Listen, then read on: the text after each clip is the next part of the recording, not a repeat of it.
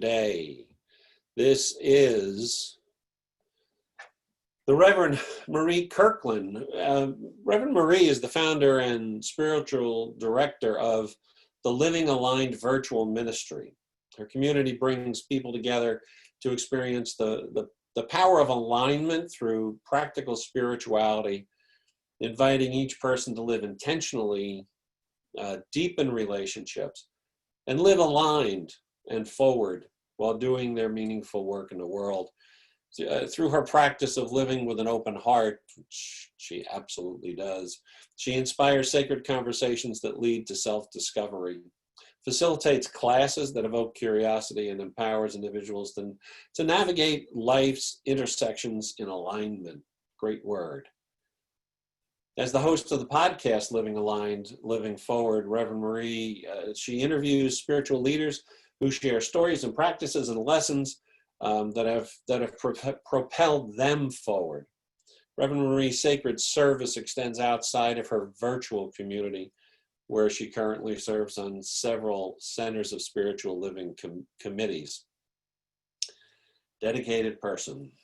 Her ministry is the beneficiary of her applied education in the areas of spirituality and business and psychology and communication. Reverend Marie is a graduate of the Holmes Institute, the School of Spiritual Leadership, and the Jack Welch Management Institute at Strayer University. She's currently pursuing a doctorate in psychology. This is a busy woman, with a specialization in spiritual psychology. She is a contributing author in the Amazon best-selling book, Speaking Your Truth, Volume 2.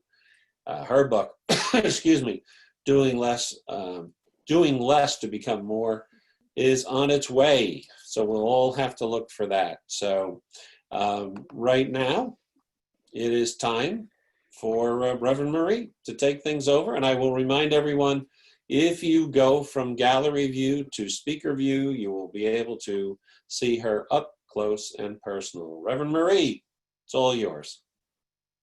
Good morning. Good morning, everyone. It is so wonderful to be here at CSL New Jersey. So how wonderful that I get to, first of all, let me share my gratitude with Reverend Michelle and Neil for the invitation to be here in community with you today. So that is beyond compare. It is a joy of mine. And so I begin with a quote from a wise, unknown author. And they shared, being human is given, but keeping our humanity is a choice. Keeping our humanity is a choice. So it is in this expression of humanity that I join you today. And so in this very moment, as our country is seeking to validate and invalidate humanity in Kenosha, Portland, Louisville, I come to you today as a spiritual leader whose role is to be the presence of love and light and spiritual alignment. I come to you today as a wife and a mother whose role is to love, guide, and protect. I come to you today as a retired Army veteran who solemnly swore 45 years ago to support and defend this country against all enemies, foreign and domestic. I come to you today in love. I come to you today as a human being. Yes. And so the title of my talk is, I am only because you are.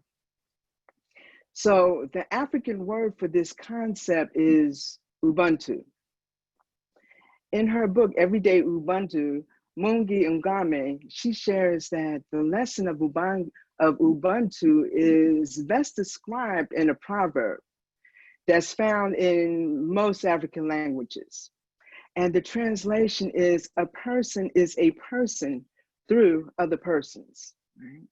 And so now the fundamental meaning of this is that everything that we learn and everything we experience in the world is through our relationships, right, with other people. And so therefore, we're called to examine our actions and our thoughts, not just for what they will achieve for us, but how they will really impact the world, how they'll impact other people. So sit back while I share this story with you. There was an anthropologist, right, who proposed a game to a group of African tribal children. He placed a large basket near a tree, and it had fruit in it. And he made them stand about 100 meters away. And then he announced that whoever reaches the tree first would get all of the fruit in the basket. When he said, ready, steady, go, you know what the small children did? They all caught each other's hands and they ran towards the tree together. And they divided the fruit, right? And they ate it and they enjoyed it. So the anthropologist, he asked, why they did this, right?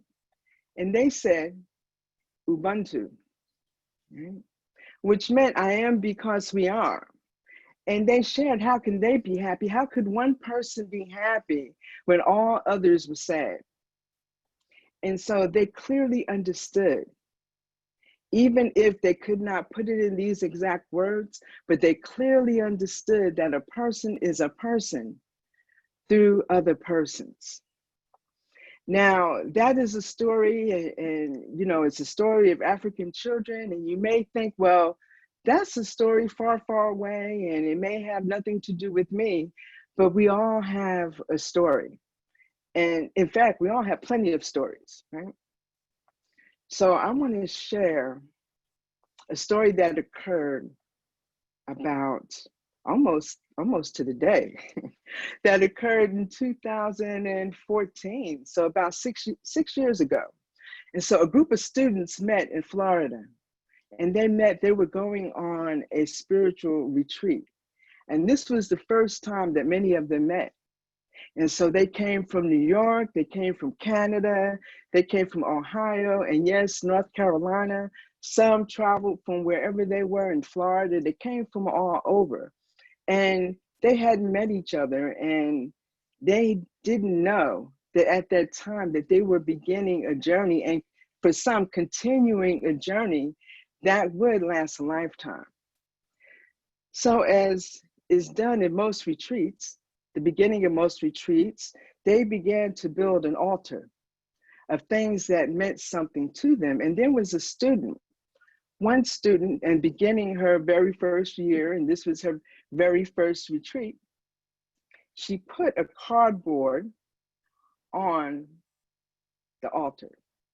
And on the cardboard, there was the word Ubuntu. And so she explained that it meant so much to her because of the unity and the concept of the word. I am because you are. And even though we didn't know it, that was our journey to begin this practice. And so over the years, this group, they supported each other in good times and in retreats and in classes and in many different life events over the years. And they discovered how much their growth and their humanity was and still is inextricably connected with one another. In fact, they are a micro view that inclusion already exists everywhere, right? And so in thinking about inclusion, there is no container, right? Because we're already here.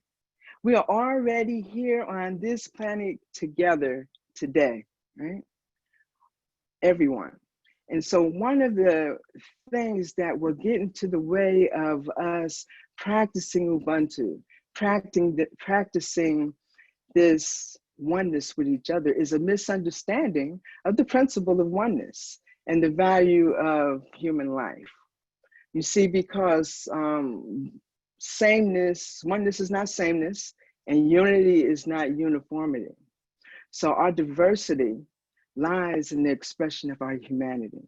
The sameness lies in the source, which is God. So over the past several months, well, most of this year, right? Affinity groups have formed together to gain a better understanding of our social construct and what is going on in the world. And doing our work our own work together, right? That's important. However, doing our work together essentially and having that open-hearted discussions is essential, right? So instead of a homogenous group, the invitation is to come together in infinity groups and diverse and learn from one another and practice the golden rule and Ubuntu. And so in her book, Mungi, she shares that Ubuntu is similar to the golden rule, right? And is found in most teachings: do unto others as you would have them do unto you. However, Ubuntu goes a step further. So it's not only our actions that we're called to keep track of, but our very, very being in the world. How we live and how we walk and how we talk in the world is as much a statement about our character as it is our actions. And so one with Ubuntu is careful to walk in the world as one who recognizes the infinite worth of everyone with whom we come in contact. So it is simply not a way of only behaving, it is indeed a way of being. And so I think about this past year, as I'm sure many of you do as well. And I think that the second thing that keeps us from practicing this philosophy and really expressing the one mind and the one life that is through each and every one of us, the very, very breath that we breathe, is perhaps not understanding maybe that value of life, the value of the one breath. And so breathing in, I invite you to breathe in with me. Breathe in for a moment, just breathe in. And recognize that that inhalation that you just did, right? That's called inspiration. And the exhalation that you just did, that's called expiration. And when we say that someone has expired, that means that they have actually taken their last breath, right? And so we take that breath in as inspiration. And with this inhalation, we understand that the universe inspires and breathes through and as me, and as you, and as community, and as a movement. And so now I invite you that as we're doing that and we're breathing, to think about a moment, maybe, when your breathing was apparent to you, of where maybe your very breath meant the difference between life and death, or maybe just running out of breath when you're running or you're working out. So think about your breath. And as you do so, as you're thinking about that moment or something that meant a lot to you, what I'm going to do, or you might even be searching for that moment, what I'm going to do is share with you a moment 29 years ago in October on Columbus Day, as I was in Panama, stationed in Panama, and I was in labor with my son. And so I'm in labor, and my son wanted to get here quick and in a hurry, right? He had something to do in this world, so he was ready to get here. And so as I lay there and I'm pushing and I'm ready and I'm getting ready to give birth, the doctor hollers to me. He says, "Stop, right? Stop pushing, right? Stop breathing, stop pushing. You have to do it right now." Right? And what he shared with me, he said the cord is wrapped around his neck. And if you keep pushing, he will not be able to breathe, and the cord will strangle him and he will die. And so as I held my breath against the force of life until the doctor reached into my birth canal to remove the umbilical cord that sustained him while he was in my womb and moved it from around his neck, when my son was born, it was then that I was able to breathe. And so there are moments in our life when we recognize the value of just one breath. And so as you recognize that breath, We also realize that breathing, right, this is sharing with you the value of life. Breathing is also a sign of being out of balance. Neil shared with you that my ministry is about living in alignment. And our breath is one of the ways where we recognize that we're out of alignment, right? And we also recognize that we are in alignment, that life is going well, and that we can check in. It is one of those barometers that we use. And so taking another deep breath in over the last couple of months, about 3 months ago, as I witnessed, as we all did, what was occurring in our country, it almost felt as if the umbilical cord, right, was wrapped around the neck of this country. And I literally could not breathe, right? And so taking another deep breath in, what I know is that using the breath for change as a spiritual tool, we can do that to step into our spiritual practice, to change our life. We can use it one breath at a time. We can practice mindfulness.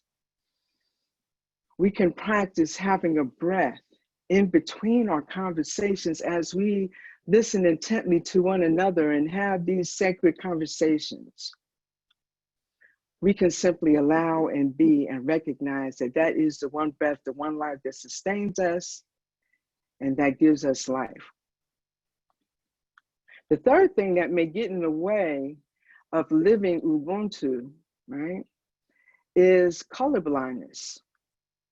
So now dictionary.com defines colorblindness as the inability to distinguish one or several chromatic colors, independent of the capacity for distinguishing light and shade, the complete inability to distinguish colors of the spectrum.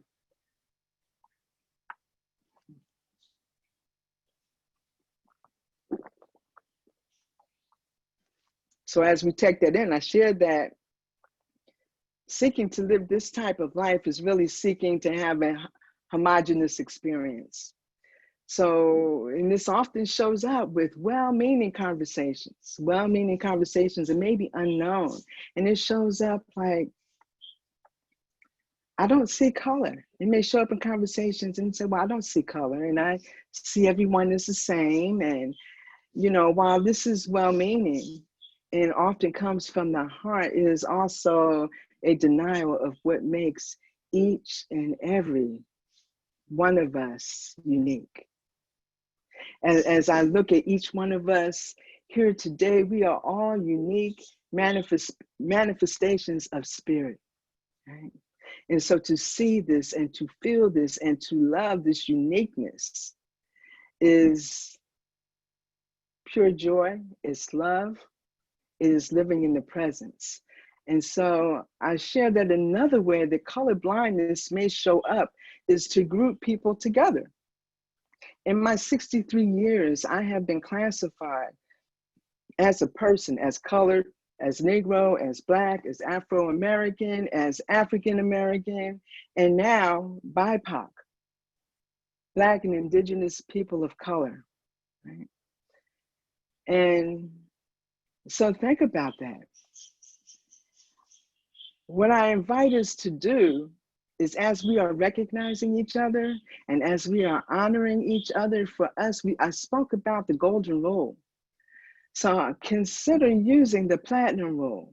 And what the platinum rule says and shares is to treat others the way they want to be treated. When I first discovered this teaching, I heard Michael Beckwith say that our quest in life is determined by the questions we ask. And I add that our quest is determined by the questions we ask of ourselves and we ask of others. So let's talk to each other. How would we each like to be treated? And how would we like to be addressed? And we can even ask another question. What is this moment in history giving birth to? And how can I just simply support it and embrace humanity with all of the spiritual principles and values and teachings that we learn each and every day. And so in ending where we began, right, just as the children, right, they put their arms together. I invite you to kind of put your arms, kind of like act like you're in one room together, hold your arms out and reach to one another, right? Just as the children reach that basket of fruit to enjoy, knowing that because I am, you are. Think about how you can embrace Ubuntu. Think about it. And let me give you an update, right? As you're doing that, you may want to just hold your heart, or as I share the rest of the story, who was it? Was it Tom Harvey? He was I don't know, somebody Harvey. He used to say, here's the rest of the story, right? The students, those students, let me tell you where they came from. Those students came from the Florida campus, right? Holmes Institute, the School of Spiritual Leadership. Those students are now ministers. I was one of those ministers in that group of students. Those students have gone through and supported each other and loved each other, and we travel to our other centers and we are in community because we know that a person is a person because of other persons. Right? The last time we were all together was at the convention in February. Now, we did not know towards the end of February that may be, with hundreds of us there, that may be the last collective hug in person that we may see with one another. But the energy was palpable. The energy, I take myself back to that last morning, that last day where Eddie Watkins was singing and I was sitting there, and we had a week filled with love, and a week filled, we were in, is often used now, a bubble. So we were in that spiritual bubble. And it was wonderful. And Reverend Michelle, who is my ministerial sponsor, was sitting right in front of me. And one of my practitioners was sitting to the left of me, and just filled with love. And Eddie Watkins Jr. sang, I am the place where God lives and moves and has its being. I am the place where God shows up. And so the invitation is to embrace the humanity that is in and through each of us as we practice these tools.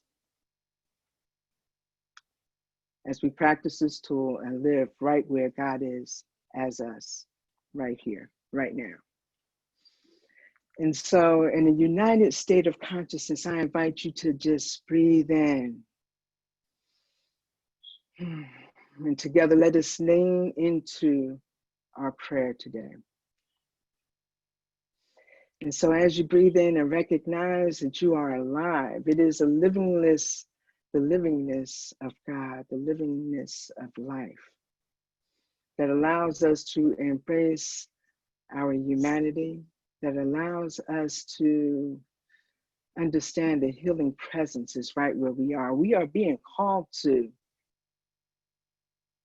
be this presence. We are being called to listen to one another and to be in sacred conversation so that we may live aligned and live forward and to be the change we are being called to do. So we have this breath of life. That is love, that is spirit, that is us, that is now. I simply release this knowing that it is done, and so it is.